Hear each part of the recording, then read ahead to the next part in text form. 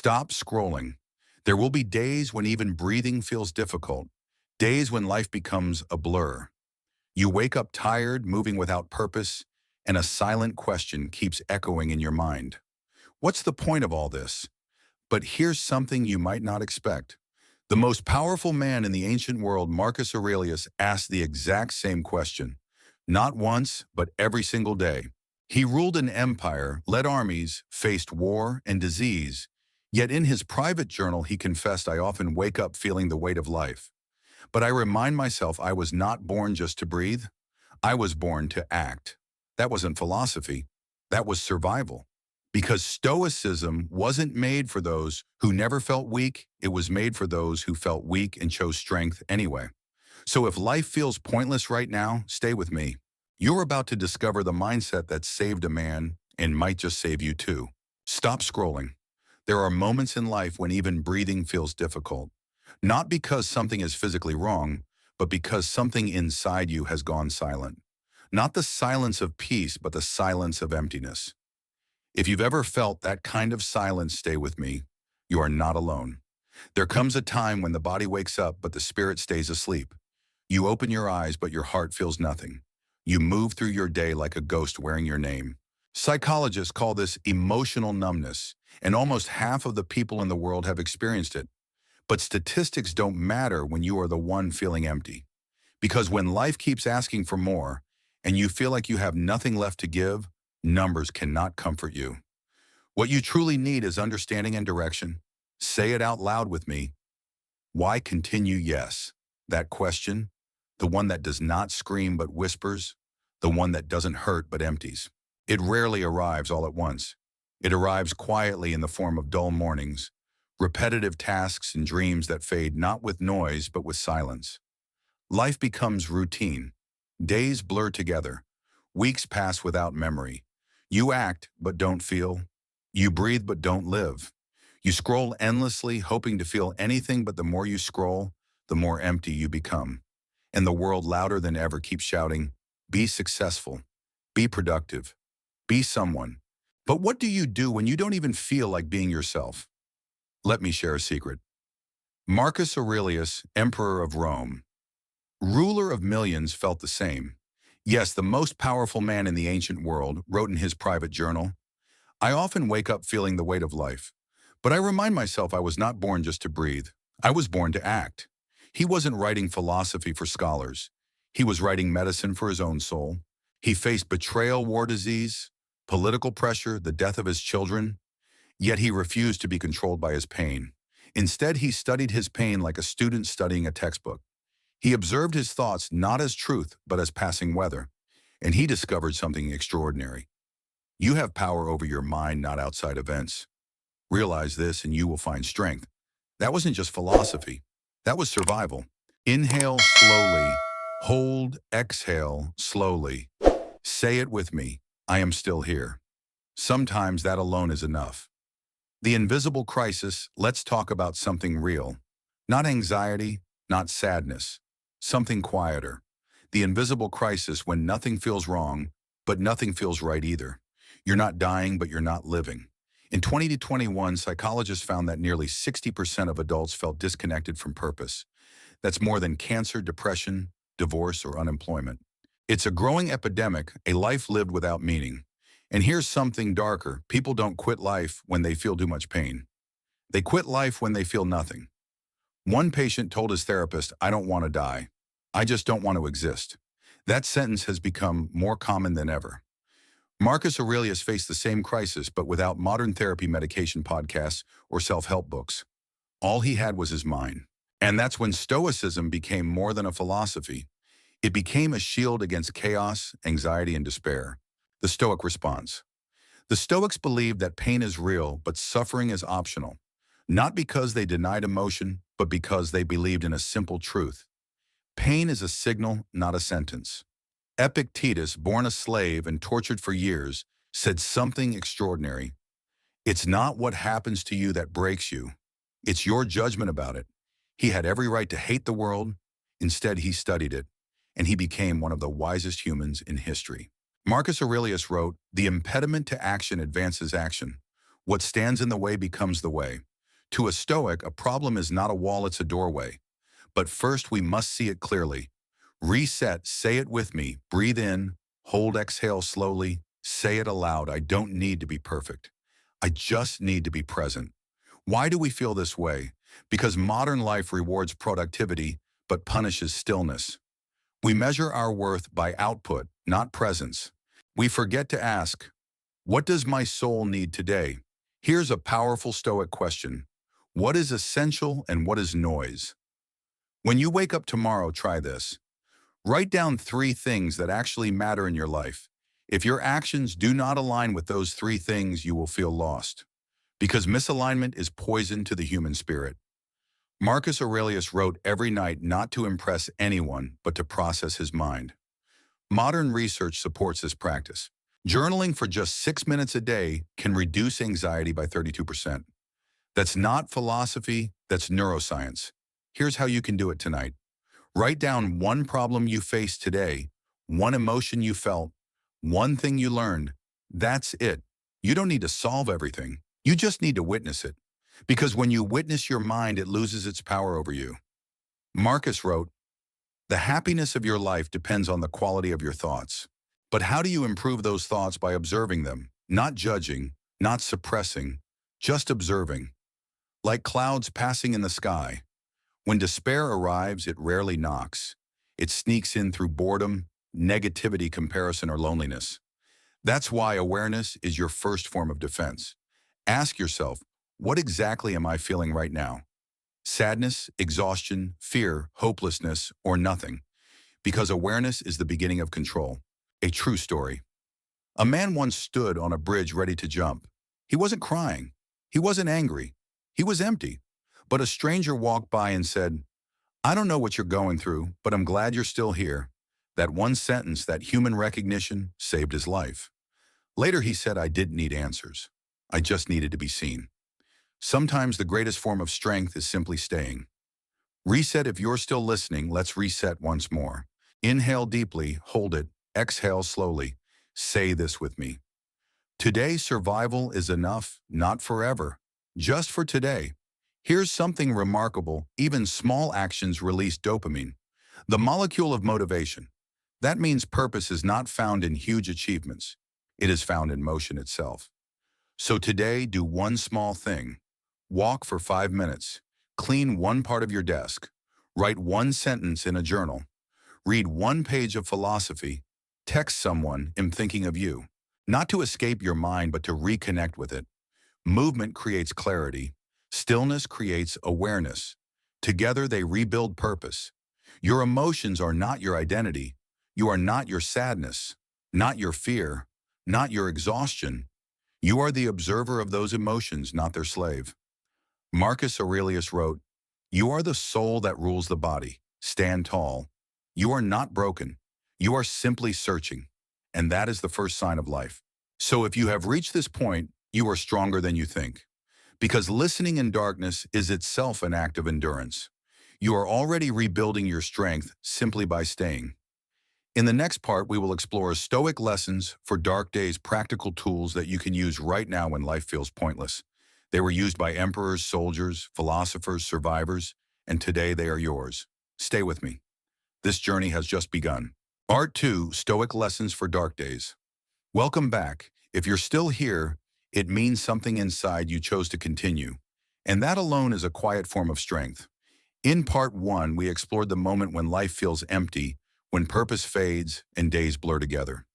Now in part 2, we learn how Stoicism guides us through darkness step by step. Not as a theory, but as a practical way to live when living feels difficult. The Stoics never promised a life without pain. They promised a way to face pain without losing ourselves. Lesson 1, control only what you can. Marcus Aurelius wrote, "You have power over your mind, not outside events. Realize this, and you will find strength." This is the foundation of Stoicism. The world is full of events, judgments, reactions, opinions, noise, most of which we cannot control. But there is one thing we can always choose: our response. Say it with me. I may not control everything, but I control my response. This is called the dichotomy of control, a core Stoic teaching. Instead of reading it from a table, let me say it like this. The Stoics divided life into two simple categories. First, things that are under your control, like your actions, your decisions, your effort, and your response to what happens. With those, you must act. Second, things that are not under your control, like the past, the weather, other people's opinions, or what might happen tomorrow. With those, you must let go. Because when you master this filter, anxiety begins to fade. Your energy returns to the only place it belongs, your choices. Epictetus said, make the best use of what is in your power and take the rest as it happens. Modern psychology agrees. Cognitive behavioral therapy. One of the most effective treatments today is built on Stoic principles. When we learn to separate facts from feelings, we suffer less. Reset, take a breath. Inhale slowly, hold, exhale. Say it with me, I control what I can. I release what I can't. That is not weakness, that is wisdom. Exercise the Stoic control filter. Today, try this simple exercise. Don't just think it, write it. First, write down 3 things that are stressing you right now. Then next to each one, ask, is this under my control? If the answer is yes, take one small action. If the answer is no, let it go consciously. Say it out loud, this is not mine to carry. Even this act alone can lighten the heart. Lesson 2, pain is not the enemy, resistance. Is when pain arrives, we often ask, why me? But Stoicism teaches us a different question. What is this trying to teach me? Marcus Aurelius faced enormous grief wars, betrayal, illness, political pressure, the loss of his children, yet he wrote, the obstacle is the way. What hurts us strengthens us.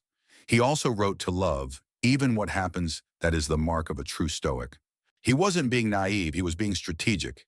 Pain is either suffering when resisted, growth when examined. Modern neuroscience confirms this. When we see pain as danger, our brain prepares for fear. But when we see pain as information, we regain control. Viktor Frankl, survivor of Auschwitz, said, suffering ceases to be suffering the moment it finds meaning. Reset, say it with me. Inhale deeply and exhale slowly. Say this gently, pain is not my enemy. It is my messenger. Not forever, but for this moment. Lesson 3, you are not your emotions. Feelings are real, but they are not final. The Stoics believed emotions are like storms, intense but temporary. Marcus Aurelius wrote, you don't have to turn this into something. It doesn't have to upset you. Modern neuroscience agrees emotions rise and fade within 90 seconds unless we feed them with thought. So what can we do? We observe our feelings without drowning in them. We name them. This is called emotional labeling, and it reduces anxiety by up to 30%. Try this. I am noticing sadness. I am observing fear. I am feeling anger, but I am not anger. Say it with me. I am not the storm. I am the sky witnessing it. Marcus's nightly routine. Journaling to survive. Marcus Aurelius wrote every night, not for history, but for sanity. He followed 3 questions. What did I do well today? What could I have done better? What did life teach me today? Studies show journaling lowers stress hormones, improves memory, and enhances problem-solving ability. Stoicism is not ancient. It is neuroscience in disguise. Reset new energy for a new moment. Place your hand on your chest. Inhale, hold, exhale. Say this with me, I am allowed to begin again. Applying Stoicism to real life, let's explore how this works in everyday situations, not from a table, but as real-life guidance. If you feel anxiety, pause and ask, is this real or just fear of the future? Then take one small physical action. Even a short walk can reset the mind. If you are overthinking, write your thoughts down. When you bring them onto paper, they lose power. If you feel stuck, don't wait for motivation. Do one tiny task. Stoics believed movement itself creates clarity. And if you feel alone, read wisdom from others. Because when you read philosophy, your mind meets other minds. And suddenly you are no longer alone. Daily Stoic routine. In natural voice format. Let your day follow 3 Stoic anchors. In the morning, ask yourself, what challenge will I face today? This prepares the mind before chaos arrives. During the day, use the control filter. Ask, is this under my control? If yes, act. If no, release. And at night, journal 3 things. What happened, what you felt, and what you learned. That alone is enough to begin healing the mind. The mental shield Stoic inner defense. When a negative thought appears, don't obey it. Instead say, this thought is not me. It is temporary. I observe it, but I do not follow it. Do this for 7 days. Your mind will change. Because as the Stoics said, discipline is destiny. Control the mind and the body will follow. Reset, feel the shift. Let's breathe once more. Inhale, hold, exhale. Say it gently. My emotions do not define me. My actions will. 3 timeless Stoic tools. The Stoics use 3 powerful tools. The first is called negative visualization. Imagine losing something you love, not to feel sad, but to feel grateful. Gratitude is the antidote to fear. The second tool is voluntary discomfort, a cold shower, taking the stairs, or walking without your phone. These small acts retrain the brain to stay calm under pressure. And the third tool is premeditatio malorum, preparing for challenges ahead of time. Not to be pessimistic, but to be ready. Because when you see obstacles coming, they lose their power over you. Neuroscience supports this. People who accept discomfort have lower stress hormone levels. Stoicism wasn't just philosophy, it was science before science existed. Night ritual, a Stoic challenge tonight. When a negative thought appears, don't fight it. Simply say, this is a thought, not a command. Write it down. Breath in. Let the paper carry it so your mind doesn't have to. This is how Stoics survive dark days. Not by escaping life, but by stepping into it more aware and more ready. Reset if you are still listening. Then something inside you is healing. You may not feel it yet, but curiosity itself is a sign of recovery. Your mind is reaching, searching, hoping. That means one thing: you are not finished. Say it with me gently. I am not done yet. The Stoic belief about strength. Strength doesn't always look like victory. It doesn't always sound like courage. Sometimes it simply continues. Marcus Aurelius wrote, waste no more time arguing what a good person should be. Be one. You don't have to feel brave to act brave. So when life feels heavy, remember this: you can choose your response. Pain can teach you are not your emotions. Movement creates clarity. Journaling creates awareness. Presence is enough for today, and if you are still listening, you are already recovering. Because continuing is a form of strength. In part 3, we go deeper. Well, apply Stoicism to modern life, anxiety, loneliness, uncertainty, and learn how to build unshakable inner strength. Not one day, but today and every day after. Stay with me. Your darkest days may shape your strongest mind. Part 3, how to apply Stoicism today. If you're still here, that means something powerful. You didn't just listen, you stayed. Maybe something inside you is searching. Maybe something inside is slowly waking up. And that alone is a sign of strength. In part 3, we will bring Stoicism into real life, into anxiety, loneliness, uncertainty, and the fear that holds us back. Because wisdom is only useful when action begins. The Stoic lens, seeing clearly. Before we begin, understand this: Stoicism does not remove emotion. It helps us see emotion clearly without being controlled by it. Marcus Aurelius wrote, if you are distressed by anything, the pain is not caused by the thing itself, but by your estimate of it. And this you have the power to change. Pain is real, but how long it stays depends on how we frame it. Modern psychology confirms this. When people change the way they interpret a situation, their brain changes its chemical response. This is not philosophy, it is neuroscience. Your perception creates your reality. Say it softly with me. I might not control the world, but I control the lens I see it through. Reset, breathe with me. Inhale, hold, exhale. Whisper, I am training my mind every moment. Now let's begin. 1. Stoicism and anxiety. How to calm the storm. When anxiety hits, our thoughts race into the future. Our heart beats faster than time. Our breath escapes us. But Stoics practice something called present anchoring, pulling the mind back to this moment. Epictetus said man is not worried by real problems, but by imagined anxieties about real problems. Modern neuroscience agrees over 90% of our worries never actually happen. Anxiety is often imagination mistaken for prophecy. So what do? Step 1, name the fear. Say it out loud. What exactly am I afraid of? When you name fear, you take away its disguise. Step 2, shrink it. Ask, what is the worst realistic outcome? Most of the time, it's manageable. Not pleasant, but survivable. Step 3, return to action. Because anxiety loses its oxygen when we stop feeding it thoughts. Seneca said we suffer more in imagination than in reality. Today, anytime anxiety rises, repeat this. Is this happening or just being imagined? Let that anchor pull you back to now. Reset, new breath, new strength. Breathe in deeply, hold exhale slowly. Say it with me. I return to this moment where life is real. 2. Stoicism and loneliness. The silent epidemic. In 2023, researchers found that chronic loneliness increases risk of disease by 26%, equal to smoking 15 cigarettes a day. The world has never been more connected, yet so many feel invisible. Marcus Aurelius understood this feeling deeply. Despite being emperor, he wrote, I have no friend. I must be my own friend first. Stoicism teaches this. You are your own companion before you are anyone else's. Here is a practice for lonely nights. Write a letter to your future self. Tell them what you're going through. Tell them why you're still here. Tell them what you hope to become. This is how the mind meets itself gently. And when you read the words of others, Epictetus, Seneca, Marcus Frankl, your mind meets theirs. And suddenly you're not alone anymore. Philosophy becomes conversation across time. Say it with me, I am alone, but I am not abandoned.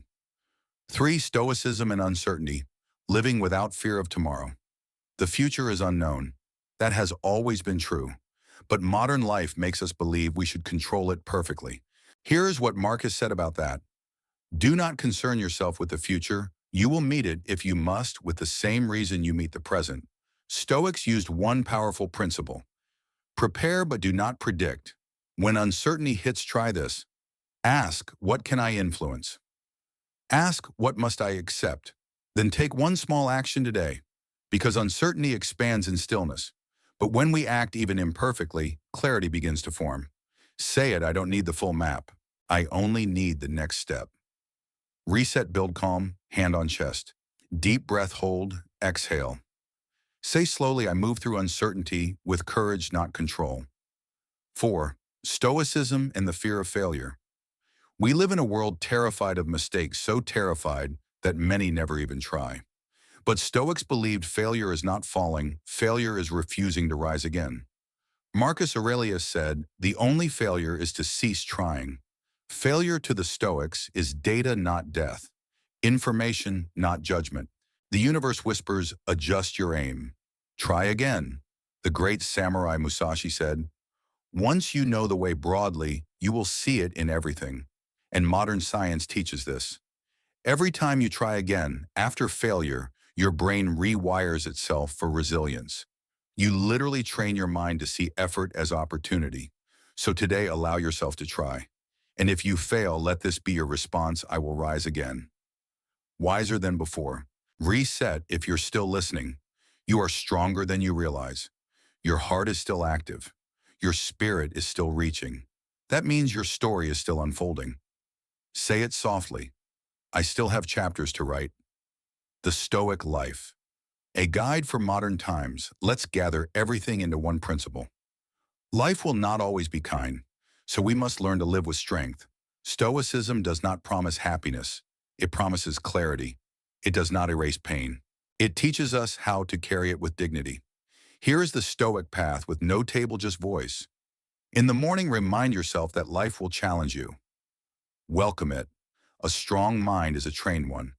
During the day, whenever something troubles you, use the control filter.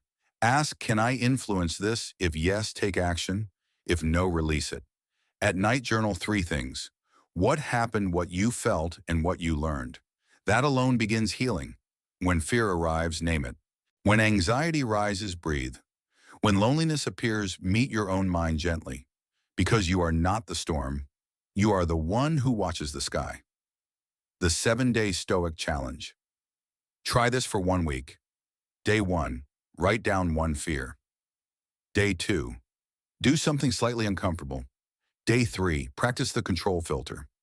Day 4, journal your emotions. Day 5, take a walk alone with no phone. Day 6, read 1 page of Stoic wisdom. Day 7.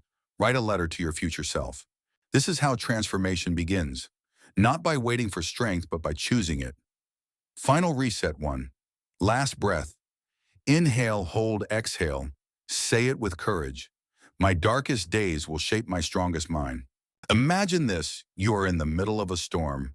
Wind is harsh, rain is cold, thunder echoes, but you are a mountain. You do not run, you do not break, you simply stand. The storm passes and you remain. That is Stoicism.